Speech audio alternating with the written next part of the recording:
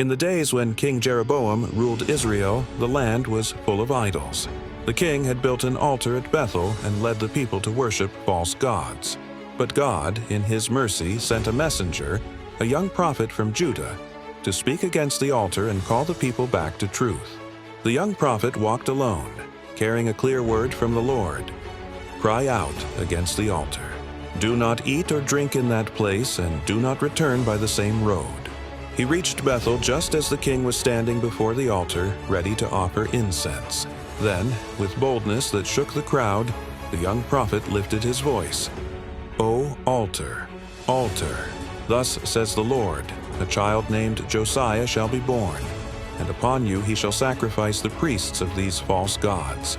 The people gasped. The king's face darkened. Seize him, Jeroboam shouted. But at that moment his hand froze in midair. Pain and fear filled his eyes. The hand that tried to silence God's messenger had withered instantly.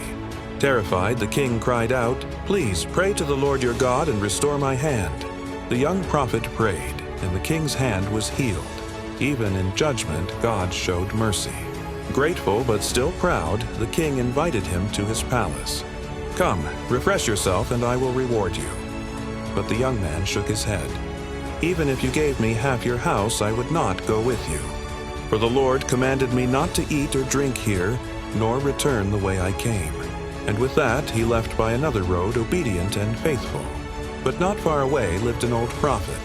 When he heard what the young man had done, something stirred inside him. Jealousy, curiosity, perhaps guilt. He saddled his donkey and went after him. When he found him resting beneath an oak tree, he said gently, Come home with me and eat. The young prophet answered, I cannot. The Lord said, I must not. Then the old prophet lied. An angel spoke to me by the word of the Lord, saying, Bring him back to your house and feed him. The young man hesitated. The lie sounded holy. He followed him home.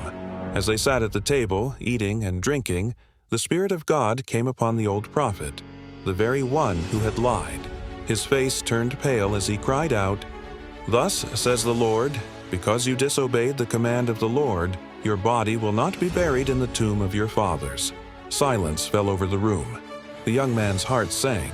He knew the truth. He rose and began the journey home. The road was quiet, until suddenly a lion came out from the shadows and struck him down. But strangely, the lion did not eat the body, nor harm the donkey. Both stood still beside the fallen man, as if under divine command. Travelers who passed by saw the sight and spread the word. The prophecy had been fulfilled. The old prophet came and gathered the body, weeping. Alas, my brother, he said.